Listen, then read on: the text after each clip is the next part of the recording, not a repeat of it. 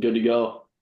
What's going on, cronies? Cat Burglar here. Welcome to BS Bettors, episode 6. We're getting right into it today. We got an action-packed episode. NFC West, guys. Sal, take it away. What are you liking here?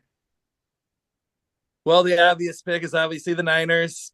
11 and a half is their win total. Yep. I don't love it. I think they get to 11. I like the Rams over 8.5. I like Seattle under 7.5, and I like Arizona over 6.5.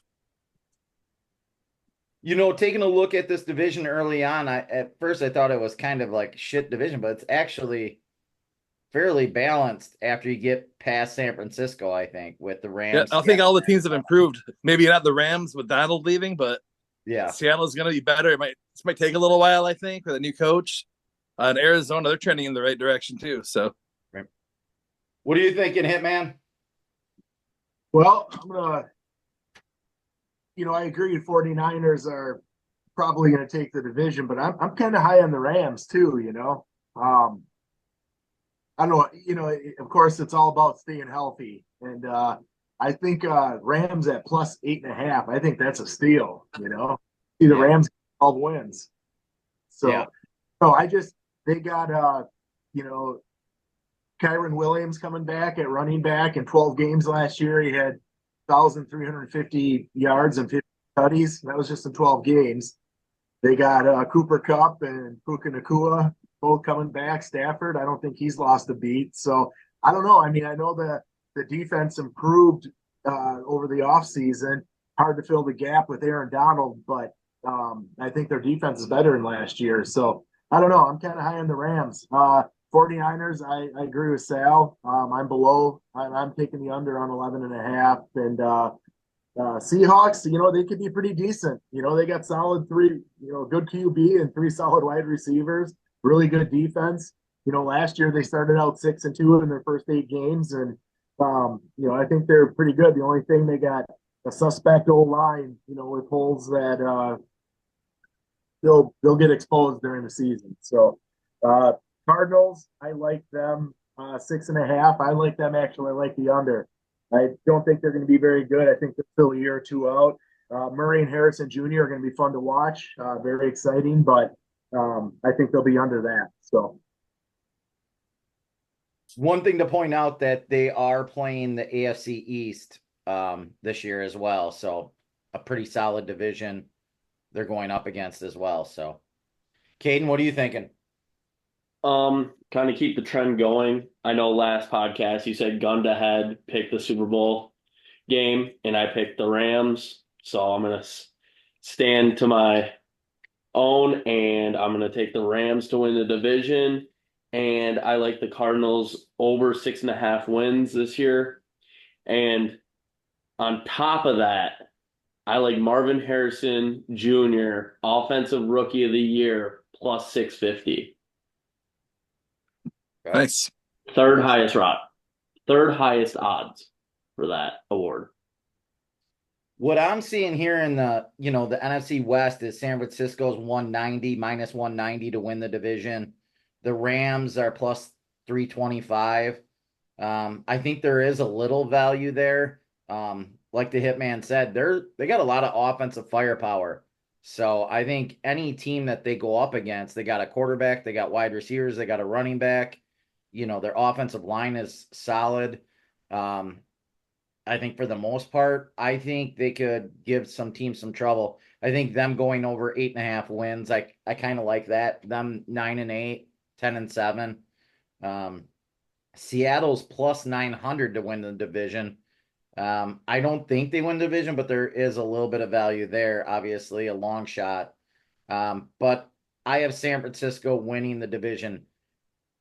If they sign the wide receiver, I think they go over the 11.5 wins. If they don't, I think they're a 10-7 team or 11-6 team. I don't think they go over. I think that wide receiver just is such a big deal for them. Like I said last week, they're going to roll the coverage to all their other weapons. That's, San Francisco just got so many good players. They really don't have to, it's hard to match up for any defense, even a really good defense against them. So that's my thought process on it.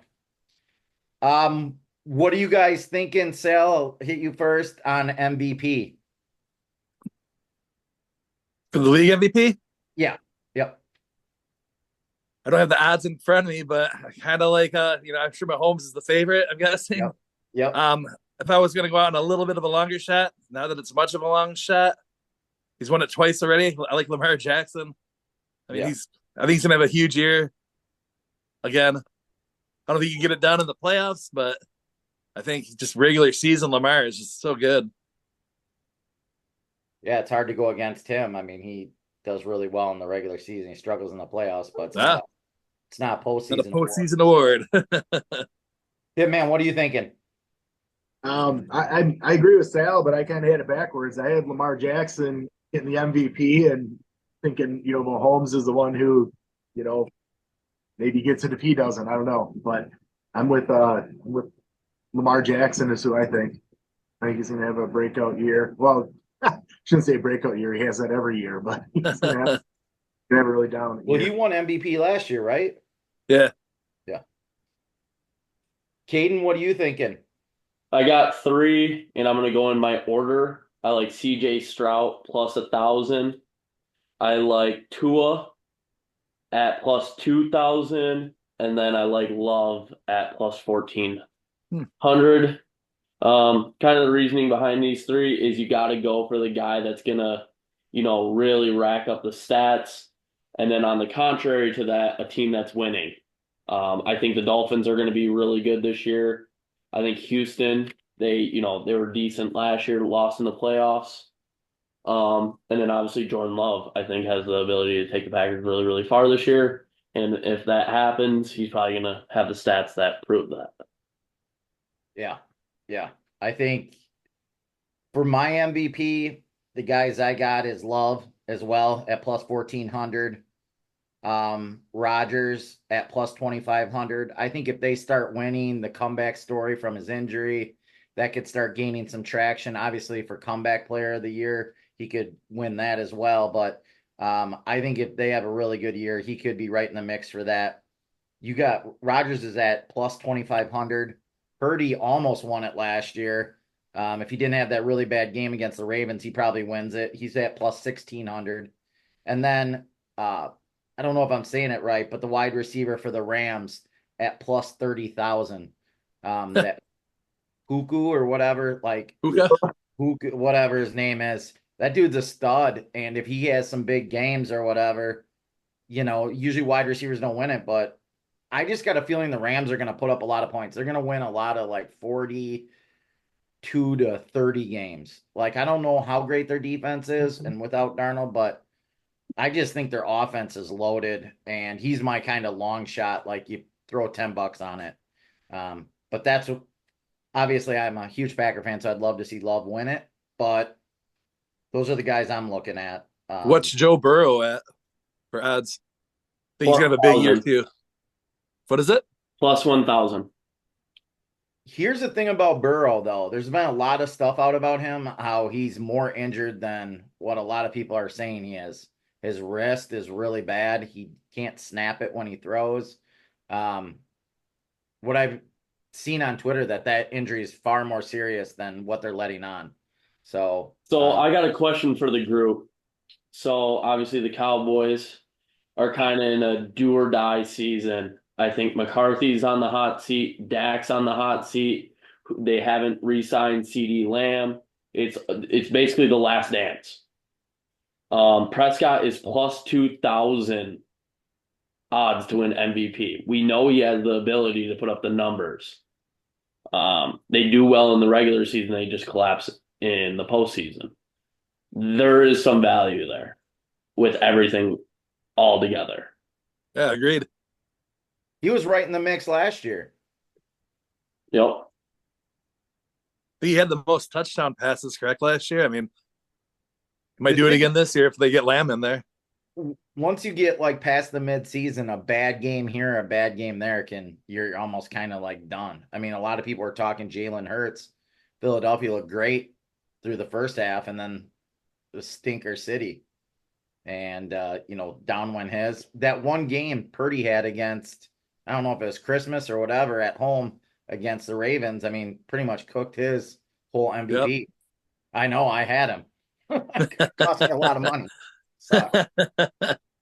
But all right. Well, let's Caden, do you got everybody's record or whatever through the preseason? Just so we know, like, we're just giving out picks. We're gonna start over with all our records once the regular season starts, but just throw them out there, and then we'll give away our picks for this week.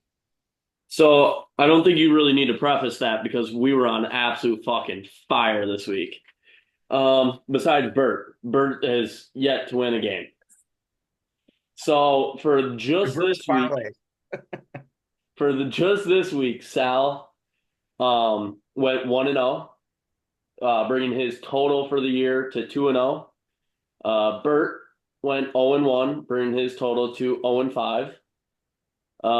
I went 2-0 this week, bringing my record to 2-1, and then the Cat Burglar also went 2-0, bringing his record to 3-1.